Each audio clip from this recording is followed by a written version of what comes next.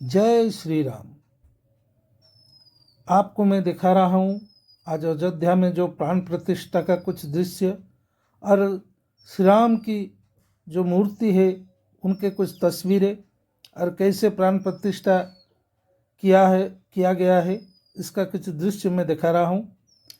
आप मेरे चैनल को ज़रूर सब्सक्राइब कर लीजिए और देखिए, वीडियो को लास्ट तक देखिए, क्योंकि इसमें और भी बहुत कुछ वीडियो है, आप देख पाएंगे, जान पाएंगे। इसीलिए मैं प्रचेष्टा किया हूँ आप लोगों को दिखाने के लिए जो श्री राम की जो प्राण प्रतिष्ठा उत्सव, उनके कुछ दृश्य में आज आपको दिखा रहा हूँ।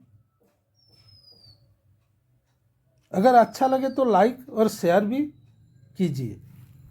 तो चलिए, श्री राम की कृपा आपसे बरसते रहे।